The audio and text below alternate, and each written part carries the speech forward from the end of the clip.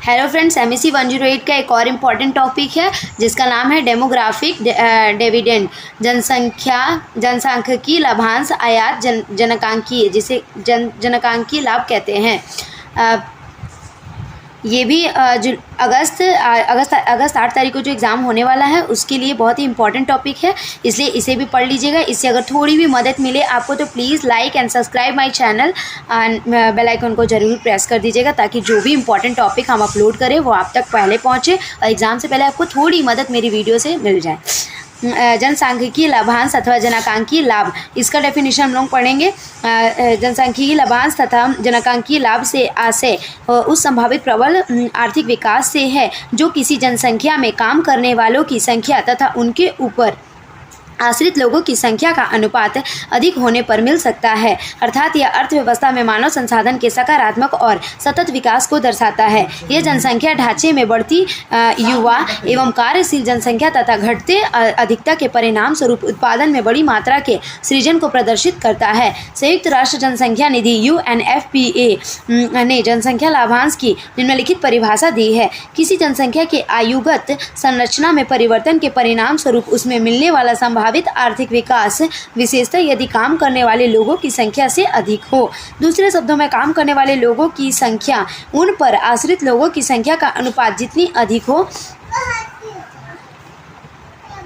आर्थिक उत्पादन को उसमें मदद मिलेगी। संयुक्त राष्ट्र जनसंख्या निधि का यह भी कहना है कि किसी देश में यदि नवयुवतियों की संख्या अधिक हो रही है तो उर्वरकता कम हो रही है तो उस देश को इस जनसांख्यिकीय स्थिति का लाभ मिलेगा। इस चित्र के द्वारा जनसंख्या लाभांश तथा जनाकांकीय लाभांश को प्रदर्शित किया गया है।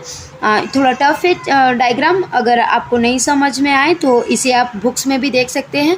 इग्नू के बुक में भी ये डायग्राम दिया हुआ है। इधर ईयर दिया हुआ है और इधर कितना कितना कैसे कैसे बढ़ा है जनसंख्या लाभांश वो दिया हुआ है।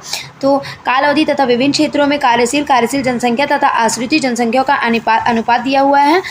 इसमें दिया संयुक्त राष्ट्र जनसंख्या कोष के अनुसार जनसांख्यिकीय लाभांश का अर्थ है आर्थिक विकास क्षमता जो जनसंख्या की आयु संरचना में बदलाव के परिणाम स्वरूप प्राप्त हो सकती है, मुख्य रूप से तब जब कार्यशील आबादी के हिस्से गैर कार्यशील की आबादी से अधिक हो। जनसांख्यिकीय लाभांश का अर्थ संयुक्त राष्ट्र जनसंख्या कोष जनसांख्यिकीय लाभांश को आर्थिक विकास की क्षमता के रूप में परिभाषित करता है जो जनसंख्या के आयु संरचना परिवर्तन के परिणाम स्वरूप हो सकता है। जनसांख्यिकीय लाभांश शब्द डेविड ब्लूम द्वारा दिया गया था। उन्होंने आर्थिक विकास के लिए जनसांख्यिकी के महत्व पर जोर दिया था। डेविड ब्लूम ने 1965 से 1990 तक पूर्वी एशिया के आर्थिक विकास के एक बड़े हिस्से को क्षेत्र कामकाजी उम्र की आबादी के लिए जिम्मेदार ठहराया, जिसके कारण उत्पादकता में वृद्धि हुई। जनसांख्यिकीय लाभांश, जैसा कि संयुक्त राष्ट्र जनसंख्या कोष द्वारा परिभाषित किया गया है, आर्थिक विकास क्षमता है जो जनसंख्या के आयु संरचना में बदलाव के परिणाम स्वरूप हो सकती है। कामकाजी उम्र की आबादी 15 से 64 का हिस्सा इससे बड़ा होता है। दूसरे शब्दों में, यह आर्थिक उत्पादकता में वृद्धि है जो तब होती है जब कार्यबल में आश्रितों की संख्या के सापेक्ष लोगों की संख्या बढ़ रही है। UNFPA ने कहा कि युवाओं की बढ़ती संख्या और घटती प्रजनन क्षमता वाले देश में जनसांख्यिकीय लाभांश प्राप्त करने की क्षमता है।